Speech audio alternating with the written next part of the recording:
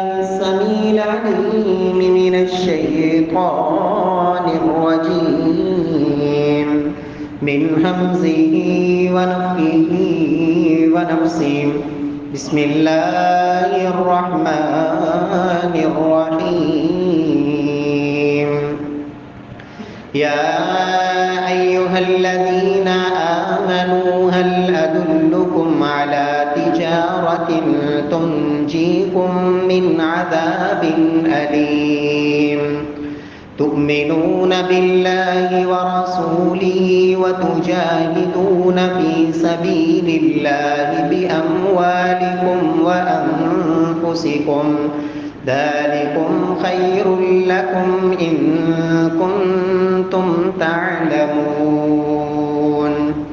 وقال الله سبحانه وتعالى في مقام آخر ولن ترضى عنك اليهود ولا النصارى حتى تتبع ملتهم.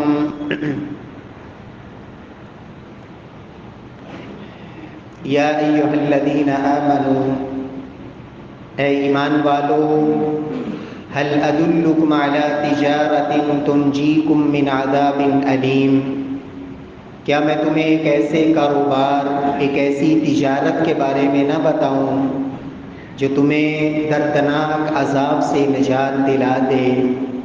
تؤمنون باللہ ورسولہ، تم اللہ اور اس پہ اللہ رب العزت اور اس کے رسول پر ایمان لاؤ۔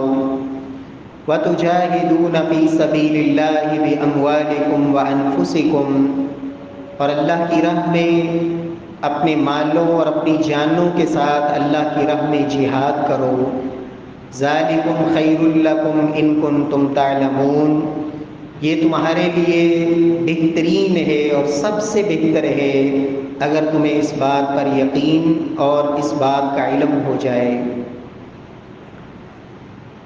معزز سامعین کرام، محترم بھائیوں، بزرگوں، دوستوں، معززات ماؤں اور بہنوں، اس وقت دنیا کے اندر بسنے والے تمام مسلمان جن کے دل میں ایمان موجود ہے، کوئی بھی ایسا شخص وہ پرسکون نہیں ہو سکتا، وہ تکلیف میں ہے، کرب میں ہے، مشقت میں ہے، اپنے ان فلسطینی بھائیوں کی حالت ذات کو دیکھ کر، ان کے کٹتے ہوئے بچے، ان کی گرتی ہوئی لاشیں اور ان کے شہداء اور ان کے خواتین پر ظلم و ستم کی داستانیں۔ میرے پیارے بھائیوں، قرآن مجید میں اللہ سبحانہ و تعالی نے ایک حقیقت کو بیان کیا کہ ایمان والو، یہ یہودی اور عیسائی کبھی بھی تم سے راضی نہیں ہو سکتے، حتیٰ تتبع ملتہم، جب تک کہ تم اسلام چھوڑ کر ان کے دین میں داخل نہ ہو جاؤ، ان کے پیروکار نہ بن جاؤ۔ اس آیت کریمہ میں اللہ سبحانہ و تعالی نے مسلمانوں کو یہ سبق اور درس دیا کہ مسلمانوں، ان یہودیوں اور عیسائیوں کی خوشنودی اور رضامندی یہ کبھی بھی تم حاصل نہیں کر سکتے۔ اپنے رب کو راضی کرنا ہے اور اللہ سبحانہ و تعالی کی بتائی ہوئی شریعت اور دین، اس کے مطابق زندگی گزارنی ہے، یہی دنیا اور آخرت کی کامیابی ہے۔ سیدنا فاروق اعظم رضی اللہ تعالی عنہ جب انہوں نے بیت المقدس کو فتح کیا تھا، اس وقت فاروق اعظم رضی اللہ تعالی عنہ نے ایک تاریخی جملہ بولا تھا، اِنَّا كُنَّا أَذَلَّ قَوْمٍ فَأَعَزَّنَا اللَّهُ بِالْإِسْلَامِ، کہ لوگوں، ہم دنیا کے اندر ایک ذلیل قوم تھے، اللہ رب العزت نے ہمیں عزت اور شرف اور مقام اور یہ شان عطا کی تو اسلام کی بدولت۔ اسلام کو جب ہم نے قبول کیا، اسلام کو سینے سے لگایا، محمد مصطفیٰ صلی اللہ علیہ وسلم کی غلامی کو اختیار کیا، اللہ کی توحید، وحدانیت اور اس کی یکتائی کو ماننا اور اس کائنات کے اندر سب سے بڑا بادشاہ اور سب سے بڑا قادر مطلق اللہ وحدہ لا شریک کو ماننا، تو رب العالمین نے ہمیں یہ عزت نصیب فرمائی، فمہما نطلب العز بغیر ما اعزنا اللہ۔ فرمایا لوگوں یاد رکھنا، مسلمان جب بھی عزت اسلام سے ہٹ کر کسی اور چیز میں تلاش کرنا شروع کریں گے، فرمایا فمہما نطلب العز بغیر ما اعزنا اللہ، جس ذریعے سے، جس سبب سے، جس وجہ سے اللہ نے اہل اسلام کو عزت سے نوازا، مسلمان جب اس چیز کو چھوڑ کر کسی اور چیز میں عزت ڈھونڈنے لگیں گے، اذلنا اللہ، رب العالمین نے دوبارہ ذلیل کر دیں گے۔ پیارے بھائیوں، نبی کائنات صلی اللہ علیہ وسلم نے فرمایا تھا، لوگوں اذا تبایعتم بالعینہ، لوگوں جب ایک وقت ایسا آئے گا کہ تم لوگ سودی کاروبار کرنے لگ جاؤ گے، سود میں ملوث ہو جاؤ گے، سود کھانے والے، سود کھلانے والے، بے اینا کرنے والے، ہیلے بہانوں سے سود کو حلال کرنے کے راہ ڈھونڈنے والے، سود کو حرام نہ جاننے والے، سودی معاملات کے اندر دخل دینے والے اور سود کو اپنی نجات اور معیشت کا ذریعہ سمجھنے والے، فرمایا اور تم کھیتی باڑی اور زراعت اس پر قناعت کر کے بیٹھ جاؤ گے کہ معیشت تو اس بات پہ بہتر ہوگی کہ زراعت کا پیشہ مضبوط ہو، زراعت کا سلسلہ وہ بہتر ہو، ہماری معیشت بہتر ہو جائے گی۔ فرمایا جب سود میں مبتلا ہو جاؤ گے اور زراعت کو اختیار کر لو گے، وَتَرَكْتُمُ الْجِهَادَ، اللہ کی رضا کے لیے، اعلاء کلمات اللہ کے لیے، اللہ کے دین کو غالب کرنے کے لیے، مظلوموں کی نصرت، مدد، اور جو اللہ کے نام پر تمہیں بلا رہے ہیں ان کی مدد کی خاطر اللہ کی رضا کے لیے جہاد کو چھوڑ دو گے، فرمایا اللہ تمہارے اوپر ایسی ذلت مسلط کریں گے کہ جو ذلت تم سے کبھی اٹھائی نہیں جائے گی۔ میرے پیارے بھائیوں، نبی کائنات صلی اللہ علیہ وسلم نے امت کو ایک سبق دیا تھا، فرمایا لوگوں من تشبہ بقوم فہو منہم، جو کسی قوم کی مشابہت اختیار کرتا ہے، فہو منہم، وہ انہی میں سے ہو جاتا ہے۔ اس لیے مسلمانوں، تم نے غیروں کی مشابہت نہیں کرنی، غیروں کی نقالی نہیں کرنی، غیروں کے طور طریقے اور اطوار ان کو اختیار نہیں کرنا، اس لیے کہ اسلام ایک کامل دین ہے، ایک مکمل ضابطہ حیات ہے۔ زندگی کا کوئی گوشہ ایسا نہیں، کوئی پہلو ایسا نہیں، کوئی موڑ ایسا نہیں جس میں اسلام کی تمہارے لیے رہنمائی موجود نہ ہو۔ لوگوں غیروں کی نقالی، غیروں کی مشابہت، غیروں کے طور طریقے اور اطوار ان کو اختیار نہ کرنا، فرمایا جو ان کو اختیار کرے گا فہو منہم، وہ انہی میں سے ہو جائے گا۔ انہی میں سے ہونے کا مطلب کیا ہے؟ اہل علم نے سب سے پہلی بات یہ لکھی کہ جب انسان کسی قوم کی نقالی کرتا ہے، کسی قوم کی عادات کو اپناتا ہے، اس کا سب سے پہلا نقصان یہ ہوتا ہے کہ انسان کے دل میں ان کے بارے میں نرم گوشہ پیدا ہوتا ہے، ان کے لیے نرمی آتی ہے، ان کی طرف میلان بڑھتا ہے، ان کی طرف رجحان بڑھتا ہے، ان کی طرف محبت بڑھتی ہے، اور اس کا نتیجہ پھر کیا ہوتا ہے کہ جو لوگ دین پر چلنے والے ہوتے ہیں، دین کو اختیار کرنے والے ہوتے ہیں، اللہ کے دین کو ماننے والے ہوتے ہیں، ان غیروں کی نقالی کی وجہ سے، کیوں؟ وہ تو دین کے دشمن ہیں، وہ تو اسلام کے دشمن ہیں، جب وہ دین کے دشمن، اسلام کے دشمن، یقیناً وہ اہل اسلام کے دشمن، اہل دین کے دشمن، اللہ کے قرآن و سنت کے دشمن، جب انسان ان کی نقالی کرتا ہے، ان کی محبت، ان کی طرف نرمی، ان کی طرف میلان بڑھتا ہے، نتیجہ کیا ہوتا ہے؟ اسلام اور اہل اسلام کی قدر و منزلت دل سے نکل جاتی ہے، ان کی اہمیت ختم ہو جاتی ہے، ان سے جو ایک تعلق تھا، ایک محبت تھی، اس لیے کہ وہ کلمہ گو ہے، ایک اللہ کو ماننے والے، ایک نبی کو ماننے والے، انما المؤمنون اخوہ، جو ایک اخوت کا رشتہ تھا، جس کی بنیاد دین تھی، جس کی بنیاد توحید تھی، پھر وہ رشتہ کمزور ہوتا ہے اور مسلمان پھر ان غیروں کے طریقے پہ چل کر مومنوں کے راستے سے ہٹتا ہے۔ اور اللہ کا قرآن کہتا ہے وَمَن يُشَاقِقِ الرَّسُولِ مِن بَعْدِ مَا تَبَيَّنَ لَهُ الْهُدَى وَيَتَّبِعْ غَيْرَ سَبِيلِ الْمُؤْمِنِينَ نُوَلِّهِ مَا تَوَلَّى وَنُصْلِهِ جَهَنَّمَ وَسَاءَتْ مَصِيرًا۔ پھر وہ اللہ کے رسول کی بھی مخالفت کرتا ہے، پھر وہ مومنوں کا جو طریقہ ہے اس سے بھی ہٹ جاتا ہے، اس کی بھی پیروی سے پیچھے چلا جاتا ہے، اس لیے کہ اس نے غیروں کی پیروی، غیروں سے محبت، غیروں کی نکالی، ان کے طور طریقے عادات اس کی طرف میلان بڑھایا۔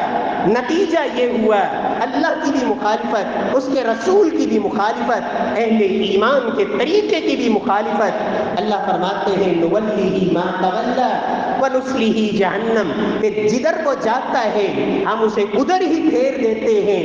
وَسَاءَ مَصِيرًا، پھر داخلہ جہنم میں ہے اور یہ انتہائی بدترین ٹھکانہ ہے۔ اللہ کے رسول نے بھی فرمایا جو کسی قوم کی نکالی کرتا ہے وہ انہی میں سے ہو جاتا ہے۔ میرے پیارے بھائیوں، نبی صلی اللہ علیہ وسلم نے ان یہود و نصارہ، ان مجوسیوں کی اور مشرکوں کی مخالفت کرنے کا مسلمانوں کو حکم دیا، ان کی طریقوں کی اور ان کی عادات کو اپنانے سے اجتناب کا حکم دیا۔ کیوں؟ اس لیے کہ مسلمانوں تمہارے دل میں ان کی محبت نہ آ جائے، ان کے لیے نرم گوشہ نہ آ جائے اور اہل اسلام اور مسلمانوں کی اہمیت دل سے ختم نہ ہو جائے۔ پیارے پیغمبر صلی اللہ علیہ وسلم نے اور اللہ کے قرآن نے سب سے پہلی چیز جو ان کے حوالے سے مسلمانوں کو دی اور سبق دیا تھا، اللہ کا قرآن کہتا ہے وَلَا تَكُونُوا كَالَّذِينَ تَفَرَّقُوا وَاخْتَلَفُوا مِن بَعْدِ مَا جَاءَهُمُ الْبَيِّنَاتُ، لوگوں ان لوگوں کی طرح نہ ہو جانا، تفرقوا جو فرقوں میں بٹ گئے، جو اپنی اپنی جماعتوں میں اور اپنے فرقوں میں تقسیم ہو گئے، واختلفوا آپس میں ہی اختلافات کر بیٹھے۔ ہدایت ان کو ملی، تورات اور انجیل اللہ نے دی، ہدایت ملنے کے باوجود فرقوں میں بٹے، جماعتوں میں تقسیم ہوئے۔ اللہ فرماتے ہیں ایسے لوگوں کے لیے بڑا عذاب ہے، ایمان والو تم ان کی طرح نہ ہو جانا۔ اور اللہ کے نبی صلی اللہ علیہ وسلم نے فرمایا تھا لوگوں یہ یہودی اور عیسائی یہ 72 فرقوں میں بٹے، لیکن یہ امت ان کے طریقوں پر چلتے ہوئے، ان کی ناکامی کرتے ہوئے، ان کے پیچھے بھاگتے ہوئے، حتیٰ کہ محمد مصطفیٰ صلی اللہ علیہ وسلم نے یہاں تک کہا تھا اس امت کے لوگ اسی طرح ان کے قدم با قدم اور ذراع با ذراع، حتیٰ کہ اگر ان میں کوئی ایسا بدبخت ہوگا جس نے اپنی ماں سے بدکاری کی ہوگی، اس امت میں بھی ایسے لعین پیدا ہوں گے جو ان کی نکالی میں یہ جرم بھی کرنے سے باز نہیں آئیں گے۔ فرمایا اگر وہ کسی بل میں گھسے ہوں گے یہ ان کے پیچھے بھاگتے ہوئے یہ بھی اس میں جانے کی کوشش کریں گے۔ مسلمانوں تمہارے نبی نے یہ کہا تھا لوگوں فرقوں میں نہ بٹنا، ایک جماعت، فرمایا سب کے سب گمراہی پر ہوں گے، ہدایت سے ہٹے ہوئے ہوں گے۔ کون سی جماعت؟ فرمایا ما انا علیہ واصحابی، لوگوں جن کا اللہ کے قرآن پر عمل ہوگا، محمد مصطفیٰ کے فرمان پر عمل ہوگا۔ فرمایا جس پر آج میں ہوں اور میرے صحابہ ہیں۔ یاد رکھیں اللہ کے نبی کی زندگی میں، محمد مصطفیٰ کے صحابہ کی زندگی میں نہ کوئی تقلیدی تھا، نہ کوئی ماتمی تھا۔ پیارے بھائیوں یاد رکھیں اللہ کے نبی کی زندگی میں، پیارے پیغمبر کے صحابہ کے دور میں اگر صرف تھا اللہ کا قرآن تھا، محمد مصطفیٰ کا فرمان تھا، اور آج بھی امت مسلمہ اگر متفق ہو سکتی ہے، متحد ہو سکتی ہے تو لوگوں راستہ ایک ہی ہے، وَاعْتَصِمُوا بِحَبْلِ اللَّهِ جَمِيعًا وَلَا تَفَرَّقُوا، لوگوں اللہ کی رسی کی طرف پلٹو، اللہ کی رسی کو تھامو۔ اللہ کی رسی سے کیا مراد ہے؟ اللہ کے نبی فرماتے ہیں ہوا کتاب اللہ، وہ اللہ کا قرآن ہے جس کا ایک کنارہ میرے اللہ کے ہاتھ میں ہے اور دوسرا کنارہ اس نے زمین پہ لٹکا دیا۔ ایسے ہی سمجھے جیسے کچھ لوگ ایک گڑھے میں گرے ہوئے، ایک کھائی میں پڑے ہوئے، پہاڑ پہ کھڑا کوئی شخص، چند افراد ایک رسی نیچے پھینکتے ہیں، ان کو نکالنے کے لیے جو اس رسی کو پکڑ لیں گے، جو اس رسی کو تھام لیں گے، وہی اس گڑھے سے نکلیں گے۔ لوگوں گمراہیاں ہی گمراہیاں ہیں، ہدایت صرف میرے اللہ کے قرآن میں ہے، محمد مصطفیٰ کے فرمان میں ہے۔ امت بٹ گئی فرقوں میں، تفریق ہو گئی، تقسیم ہو گئی، جماعتیں بن گئی، سوچیں اپنی اپنی، آرام اپنے اپنے، مقاصد اپنے اپنے، نظریات اپنے اپنے، مفادات اپنے اپنے۔ لیکن اللہ کے نبی صلی اللہ علیہ وسلم نے فرمایا تھا لوگوں نجات صرف اس صورت میں ہے جب اللہ کے قرآن پر آ جاؤ اور محمد مصطفیٰ کے فرمان پہ آ جاؤ۔ جب مسلمان اس پہ آئیں گے، اللہ کے قرآن پہ آئیں گے، محمد مصطفیٰ کے فرمان پہ آئیں گے، پھر اتفاق ہوگا، پھر اتحاد ہوگا، پھر اللہ کے نبی نے جو تعلیم دی لوگوں مثل المؤمنین فی توادہم وتراحمہم وتعاطفہم کمثل الجسد الواحد۔ اللہ کے نبی نے کہا مسلمان ایک جسم کی مانند ہیں۔ آج حالات کیا ہے؟ سوئی ہوئی امت مسلمہ، سوئے ہوئے مسلمانوں کے حکمران ایک اتحاد بنا تھا کچھ عرصہ قبل، 34 ممالک کا اتحاد کس لیے بنا تھا؟ کیا مقصد تھا؟ کیا یہی مقصد نہیں تھا کہ کسی بھی مسلمان ملک پر اگر دنیا کفر حملہ کرتی ہے، ان کا ظلم و زیادتی ہوتی ہے، ان کی مدد کے لیے یہ تمام مسلمان ملک متحد ہوں گے؟ آج کہاں ہے وہ اتحاد؟ میرے پیارے بھائیوں، اللہ کے نبی نے جب کہہ دیا لوگوں جب نقالی غیروں کی، جب مشاہدت غیروں کی، جب طور طریقے اور اطوار اور عادات غیروں کے وہ تمہیں محبوب ہوں گے، سودی کاروبار تمہیں بڑا پیارا لگے گا، اپنی معیشت تمہیں سب سے مقدم ہوگی، پھر مسلمانوں کی حیثیت گاجر مولی کی رہ جاتی ہے، کٹ رہی ہے، کٹتی ہے، مر رہے ہیں، مرتے رہے، مجھے کیا ہے، میں تو سکون سے بیٹھا ہوں۔ میرے پیارے بھائیوں، نبی صلی اللہ علیہ وسلم کی تعلیم تو یہ نہیں تھی۔ آج مسلمان بات ہوتی ہے فلسطین کی، کہا گیا، لکھا گیا، پوسٹیں ہم نے بھی شیئر کی، بڑی محبت سے پڑھی، کہا جی فلسطین فتح ہوگا، آپ سورہ فیل کا ورد شروع کر دیں، بیٹھ جائیں، حجروں میں بیٹھ جائیں، بیٹھ کے سورہ فیل پڑھنا شروع کر دیں، دنیا کے اندر ہر مسلمان سورہ فیل پڑھے، اللہ کی طرف سے ابابیل اتریں گے، پھر اللہ محافظ بنے گا۔ میرے پیارے بھائیوں، نبی صلی اللہ علیہ وسلم، اللہ کے نبی کا طریقہ تو یہ نہیں تھا، اللہ کے رسول کا طریقہ کیا تھا؟ اللہ سے دعا، التجا کے ساتھ ساتھ جو رب نے تمہیں طاقت دی ہے، پہلے اسے تو آگے لے کے آؤ، پہلے اسے تو استعمال میں لاؤ۔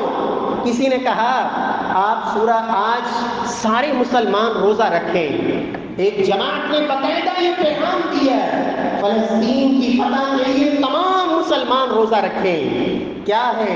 بہترین سحری کھائیں، 2-3 پراٹھے، شام میں پکوڑے سموسے، خوب عیاشی کریں، ہم نے تو خوب کھا پی لیا، فلسطین فتح ہو جائے گا۔ پیارے بھائیو، محمد مصطفیٰ صلی اللہ علیہ وسلم کی زندگی اللہ نے کہا مسلمانوں نمونہ ہے۔ اللہ کے رسول کے دور میں بھی ایسا وقت آیا، بدر کے اندر حالات کیا تھے؟ اور آپ تھوڑا آگے آئے، جنگ احزاب میں مسلمان مٹھی بھر، وہی جو چند مدینے میں بڑے بڑے لشکر، کافر بھی، یہودی بھی، بنو غطفان بھی، قرآن کہتا ہے الاحزاب، لشکر، کئی گروہ اور کئی جماعتیں آئے اور مدینے کا محاصرہ کیا۔ مدینے والوں کو مٹانے کے لیے محمد مصطفیٰ صلی اللہ علیہ وسلم نے جو اللہ نے اسباب دیے تھے ان کو آپ نے استعمال کیا۔ صحابہ سے مشاورت کے بعد مدینہ کے ارد گرد خندق کھودنی شروع کی، اور حالات کیا ہے؟ اللہ کے نبی صلی اللہ علیہ وسلم کے صحابہ کہتے ہیں یا رسول اللہ یہ ایک چٹان آ گئی ہے ٹوٹ نہیں رہی، خندق کھودتے ہوئے اے اللہ کے نبی یہ چٹان ہے ہم سے نہیں ٹوٹ رہی، فرمایا یہ کدال مجھے دیں۔ اللہ کے رسول خود خندق میں اترے اور اللہ کے رسول صلی اللہ علیہ وسلم نے جب وہ اوپر اٹھائی مارنے کے لیے پیٹ سے کپڑا ہٹا، محمد مصطفیٰ صلی اللہ علیہ وسلم کے پیٹ پر 2 پتھر صحابہ کو نظر آئے۔ صحابہ نے بھوک کی وجہ سے ایک ایک پتھر باندھ رکھا تھا، محمد مصطفیٰ نے 2 پتھر باندھے ہوئے اسباب اختیار کر رہے ہیں۔ اللہ کے رسول صلی اللہ علیہ وسلم نے یہ نہیں کہا میں سورہ فیل پڑھ کے پھونک مارتا ہوں یہ چٹان اڑ جائے گی۔ اللہ کے نبی نے بھی جو اسباب تھے ان کو اختیار کیا، کدال پکڑی، خود اس پہ ماری، اللہ نے پھر اس کو ریزہ ریزہ کر دیا۔ اللہ کے نبی صلی اللہ علیہ وسلم نے جو اسباب میسر تھے، جو تیر تھے، تلواریں تھی، نیزے تھے، گھوڑے تھے، جو مجاہد تیار تھے، فرمایا محمد مصطفیٰ صلی اللہ علیہ وسلم ان کو میدان میں لے کے آئے، پھر رب سے نصرت بھی مانگی، مدد بھی مانگی، پھر میرے اللہ نے فرشتے بھی اتارے۔ اور میرے پیارے بھائیوں اللہ کا قرآن کیا کہتا ہے؟ وَأَعِدُّوا لَهُم مَّا اسْتَطَعْتُم مِّن قُوَّةٍ، لوگوں کافروں کے لیے تیاری کرو، مقابلے کے لیے قوت اور طاقت کو تیار کرو۔ ہاں یا اللہ تیاری کر لی، لیکن کس لیے کہ جب ضرورت پڑے گی تو پھر استعمال نہیں۔ پھر کب؟ جب پوری دنیا سے مسلمانوں کو مٹا دیا جائے گا، ایک ایک ملک کر کے، ایک ایک علاقہ کر کے۔ آج کشمیر کا نام لینے والے کوئی نہیں، کہاں گئے وہ ہمارے کشمیری مسلمان بھائی؟ کس حالت میں تھے، کس کیفیت میں تھے؟ فلسطین کی فتح کی باتیں تو دور کی بات ہے، اس کے لیے تو ہزاروں میل سفر کرنا ہوگا، یہ تو پڑوس میں تھا۔ بے بس ہمارے مسلمان بھائی، میرے پیارے بھائیوں اللہ کے نبی کی تعلیم اور محمد مصطفیٰ کے طریقے سے جب تک مسلمان ہٹے رہیں گے، رب کعبہ کی قسم کبھی دنیا میں عزت نہیں، سکون نہیں۔ عزت ملے گی، سکون ملے گا، راحت ملے گی محمد مصطفیٰ کے طریقے کو اپنانے میں، اللہ کے قرآن کی طرف لوٹنے اور محمد مصطفیٰ کے فرامین کو سینے سے لگانے سے۔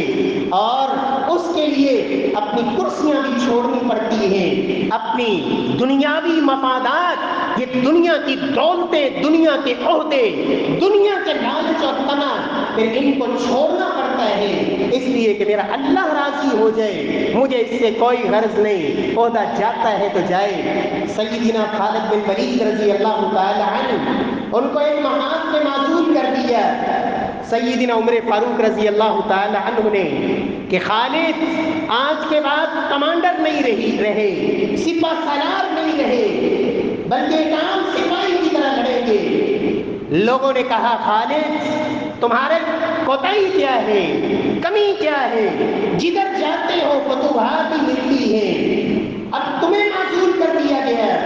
جن کو ذاتی مفادات سے غرض نہیں ہوتی، کہا پہلے بھی لڑتا تھا، عمر کے لیے نہیں، عمر کے رب کے لیے لڑتا تھا، کمانڈر تھا تو عمر کے رب کے لیے لڑتا تھا، اب عام سپاہی بھی ہوں تو عمر کے رب کے لیے لڑوں گا، مجھے کوئی غرض نہیں کس محاذ سے، مجھے کس حیثیت سے لڑنا ہے، امیر المؤمنین کا فیصلہ ہے، مجھے قبول ہے، کوئی اختلاف نہیں، کوئی انتشار نہیں۔ اس لیے کہ وہ سمجھتے تھے لوگوں اللہ کا وعدہ ہے تؤمنون باللہ ورسولہ وتجاہدون فی سبیل اللہ باموالکم وانفسکم ذالکم خیر لکم ان کنتم مؤمنین۔ پیارے بھائیوں یہ یہودیوں کی نکالی، یہ تفرقہ بازی، یہ مختلف گروہ میں بٹنا، جب تک اس سے نکل کر امت مسلمہ ایک امت واحدہ نہیں بنتی، اللہ کے قرآن کو سینے سے لگانے والے اور محمد مصطفیٰ کے فرمان کو ترجیح دینے والے اپنی آراء، اپنے قیاسات، اپنی عقل، اپنے ائمہ، فلاں نے یہ کہا، فلاں نے یہ کہا، اور میرے پیارے بھائیوں ساری دنیا جو مرضی کہتی رہے، ہمیں تو یہ دیکھنا ہے کہ محمد مصطفیٰ صلی اللہ علیہ وسلم نے کیا کہا، اللہ کے نبی کی تعلیم کیا ہے، اللہ کے رسول کا اسوہ کیا ہے۔ اللہ ہم سب کو توفیق سے نوازے۔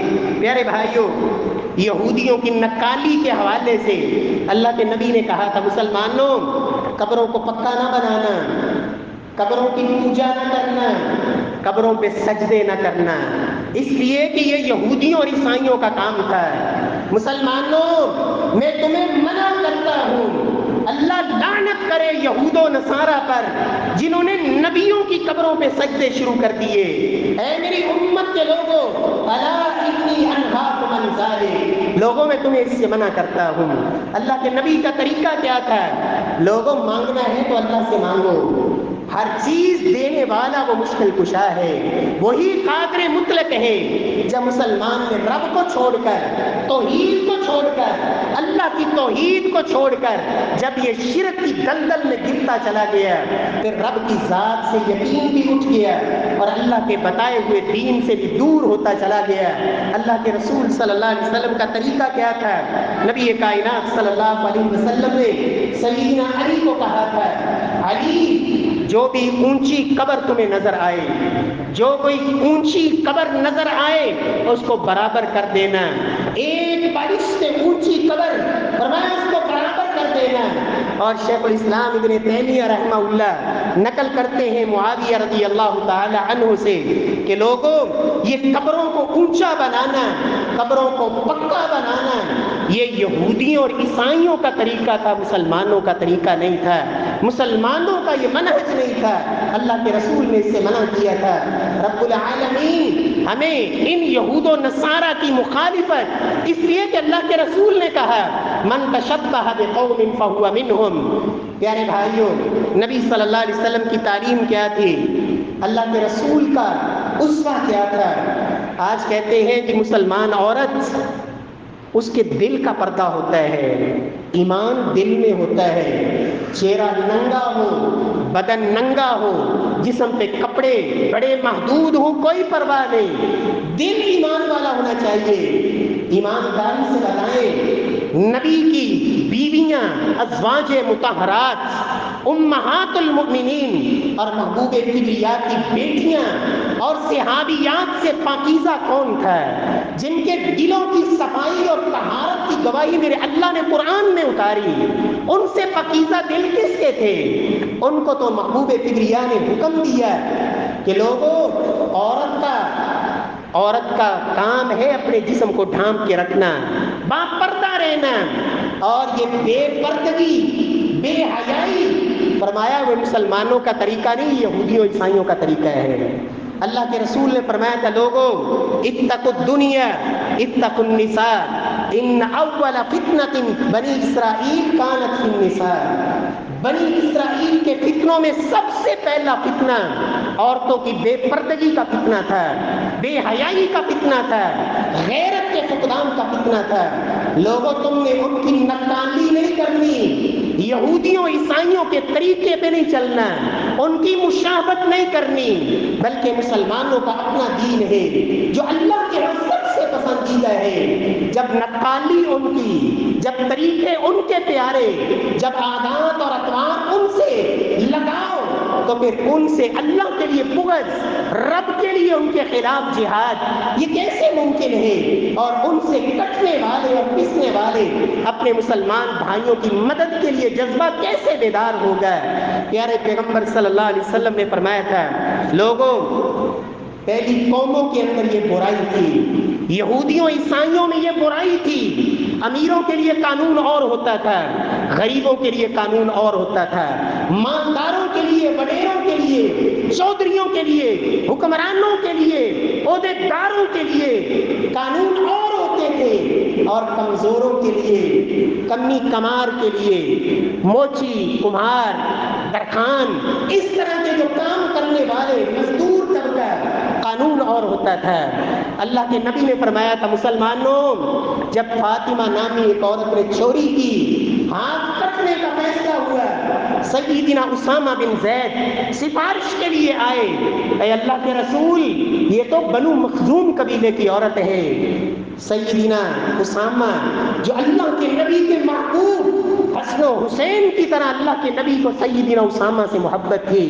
ایک گود کے کونے پر، ایک گود میں ایک ران پر سیدنا حسن کو بٹھاتے، ایک ران پر اسامہ کو بٹھاتے. اللہم انی احبہما فاحبہما، اللہ مجھے ان سے محبت ہے تو بھی ان سے محبت فرما. حب رسول اللہ، اللہ کے نبی کے محبوب اسامہ بن زید رضی اللہ عنہ سفارش کے لیے آئے. فرمایا اسامہ یاد رکھو پہلی قومیں برباد اس وجہ سے ہوئی، یہودی اور عیسائی. ان کے اندر کیا ہوتا تھا؟ جب کوئی مالدار جرم کرتا اس کو چھوڑ دیا جاتا تھا، اور جب کوئی کمزور قابو آ جاتا فرمایا اس کے اوپر حد نافذ کر دی جاتی. فرمایا میں محمد جو دین لے کے آیا ہوں اس میں پہلے آدمی دکھاؤ پھر قانون بتائیں گے، ایسا سلسلہ نہیں، بلکہ قانون سب کے لیے. لو ان فاطمہ بنت محمد سرقت لقطعت یدها. فرمایا یہ تو فاطمہ بنو مخزوم قبیلے کی عورت ہے، اگر محمد کی بیٹی صلی اللہ علیہ وسلم فاطمہ بنت محمد جو جنتی عورتوں کی سردار ہے، اگر وہ بھی چوری کر بیٹھے محمد اس کا بھی ہاتھ کاٹ دیں گے، اس لیے کہ میرے اللہ کا قانون سب کے لیے برابر ہے.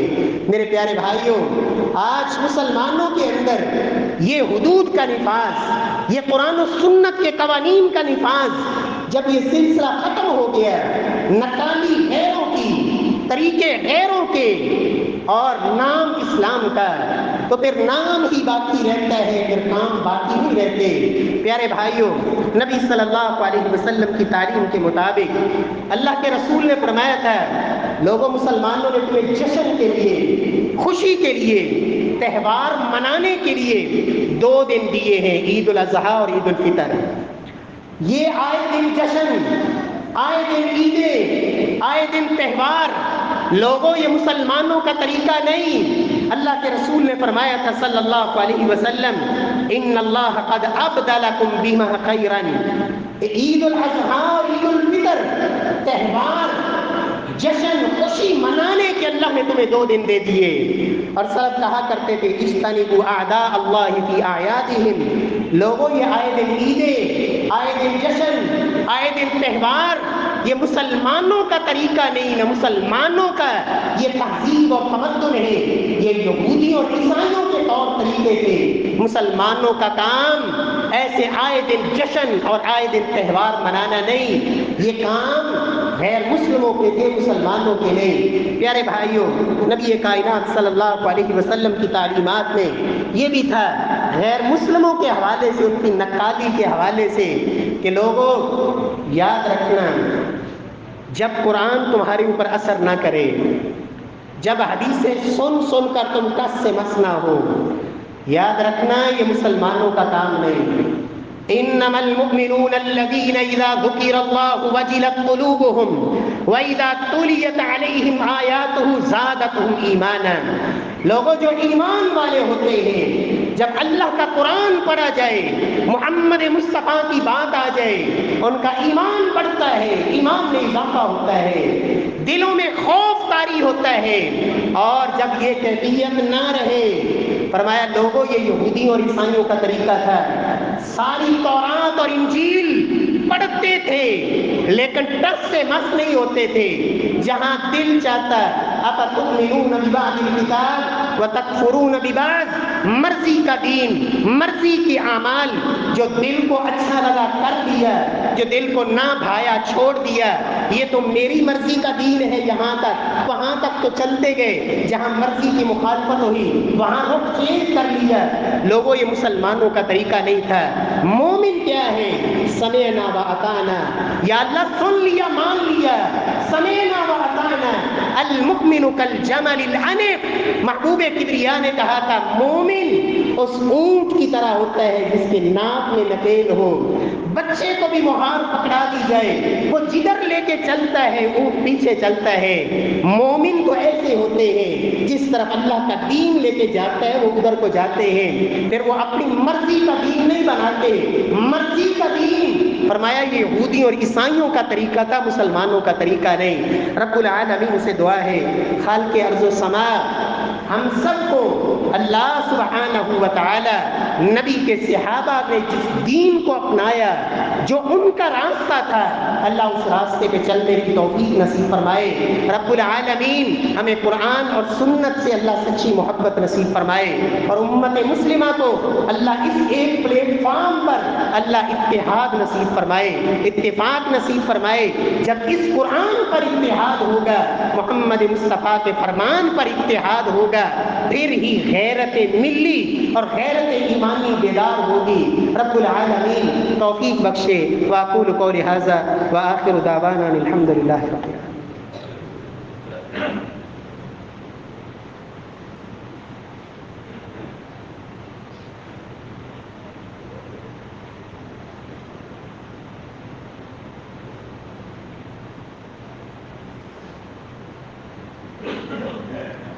ان الحمد للہ